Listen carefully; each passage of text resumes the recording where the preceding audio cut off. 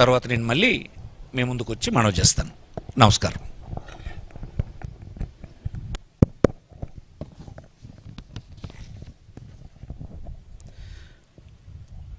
Srikakulam parliament Perada Tilak Kalinga BC, Vizianagaram Bellana Chandrasekhar తూర్పు Kapu BC, Visakhapatnam doctor Botsa Jhansi Lakshmi తూర్పు Kapu BC, Anakapalli BC, Araku Chetti Tanujarani Valmiki ST, Kakinada Chalamasetti Sunil Kapu OC, Amalapuram Rapaka Varaprasad SC, Rajahmundry Guduru Srinivasarao Settibalija BC, Narasapuram Guduru Umabala Settibalija BC,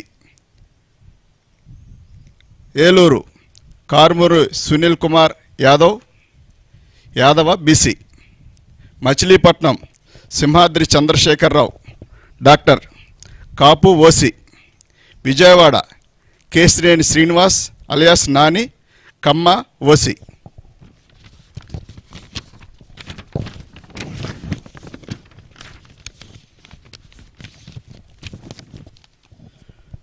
Guntur Kilari Venkata Rosaiah Kapu OC, Narasaraopet Poluboina Anil Kumar Yadava BC, Bapatla Nandigam Suresh Babu SC, Ongole Chevireddy Bhaskar Reddy OC, Nellore Venumbaka Vijayasai Reddy garu Reddy OC, Tirupati Maddila Gurumoorthy SC, Chittoor N Reddappa SC, Rajampet Peddireddy Venkata Mithun Reddy OC, Kadapa YS Avinash Reddy OC, Kurnool BY Ramaiah Boya BC, Nandyal Pocha Brahmananda Reddy OC, Hindupur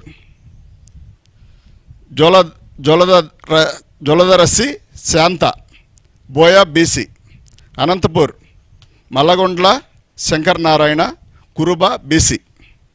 final list.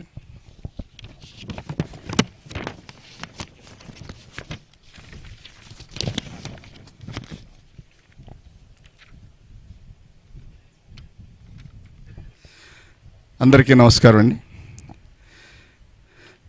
గత సంవత్సరం 2019లో నేను కలిసి సీట్లు announce చేశాము. మళ్ళీ 2024 కూడా మా ఇద్దరిని పిలిచి అవకాశం కల్పించిన జగనన్నకు ఎల్లవేళ రుణపడి ఉంటామండి. సీట్ ఇచ్చిన దానికంటే మళ్ళీ మమ్మల్ని పక్కన కూర్చోబెట్టుకొని లిస్టు చదివించిన దానికి చాలా సంతోషపడతా ఉన్నాం. ఎందుకంటే మునివేళ్లతో కూడా ముట్టుకోవడానికి ఇష్టపడిన చాలా సమాజం నుంచి వచ్చిన వాళ్ళం. చాలామంది దగ్గర అవన్నీ కూడా అవమానాలు పాలయ్యి అవమానాలు చేయబడి వచ్చిన వాళ్ళని పక్కన కూర్చోబెట్టుకొని నా వాళ్ళు, నా ఎస్సీలు, నా బీసీలు, నా మైనార్టీలు, నా ఎస్టీలు అని చెప్పడమే కాకుండా చేసి చూపించి ఇవాళ మా అందరికి కూడా ఒక నమ్మకం, ఒక భరోసా, ఒక దిక్చూసిలాగా జగన్మోహన్ రెడ్డి గారు ఉండటం, మా జీవితాల్లో వెలుగులు నింపడం చాలా సంతోషకరమైన విషయం. గతంలో ఎవరు చెప్పిన మాటలుగాను, ఓట్ల కోసం చెప్పిన మాటలుగానే మిగిలిపోయాయి. ఎప్పుడో ఒకప్పుడు మమ్మల్ని అంటూ అత్తుకునే వ్యక్తి, మమ్మల్ని వాసన వస్తున్నారు పక్కనకు వెళ్ళండి అనే వ్యక్తులు కాకుండా దగ్గరకు రమ్మని కౌగిలించుకునే వ్యక్తులు ఏదో ఒక రోజు రాకపోతారు అనుకునే సందర్భంలో మరి రాజశేఖర రెడ్డి గారు, ఆ తర్వాత ఆయన చనిపోవడం, మా జీవితాల్లోనైతే వాస్తవానికి రాజశేఖర రెడ్డి గారి వల్లనే మేము ఆర్థికంగా బలపడ్డాం. ఆయన వచ్చిన తర్వాత రుణమాఫీ జరగనివ్వండి, కరెంటు బిల్లులు కానివ్వండి, ఉచిత కరెంటు కానివ్వండి, కరెంటు బిల్లులు కట్టక గత ప్రభుత్వం హయాంలో మా మోటార్లన్నీ పీకి గుంటూరు మరి ఎస్సీ కార్పొరేషన్లోకి తీసుకెళ్ళి పెట్టిన సందర్భం. దాదాపుగా 70 మోటార్లు తీసుకెళ్ళి కరెంటు మోటార్లు తీసుకెళ్ళి కరెంటు బిల్లు కట్టలేదు. అప్పుడు బిల్లు అంతా ఉండేది కాదు, 15 రూపాయలు 20 రూపాయలు బిల్లు ఉండేది. ఆ బిల్లు కట్టినప్పటికి కూడా మోటార్లన్నీ తీసుకెళ్ళి టీడీపీ ప్రభుత్వం అవన్నీ తీసుకెళ్ళి ఒక చోట గుట్టగా పెడితే మేము 100 సార్లు తిరిగినా కానీ ఆ మోటార్లు ఇవ్వలేదు, పైర్లన్నీ వదిలేసిన సందర్భం. కానీ అదే రోజుల్లో రాజశేఖర రెడ్డి గారు రావడం, అదేవిధంగా మా అందరినీ ఆదుకోవడం, బ్యాంకు లోన్ పెట్టినప్పుడు లోన్ రద్దు అవడం, మేము ఇందిరమ్మ కాలనీ ఇస్తే రాజశేఖర రెడ్డి గారు ఇస్తే ఇప్పుడు కూడా ఉండే ఇల్లు అదే.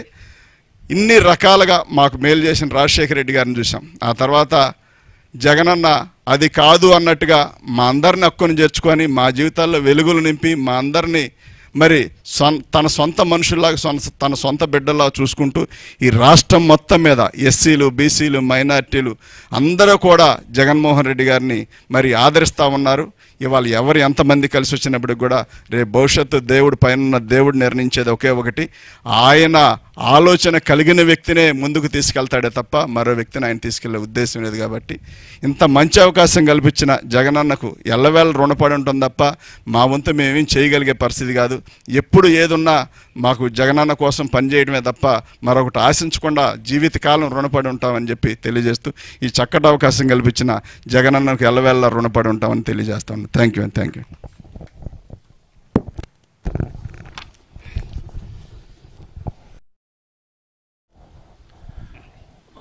2024 శాసనసభ ఎన్నికలకు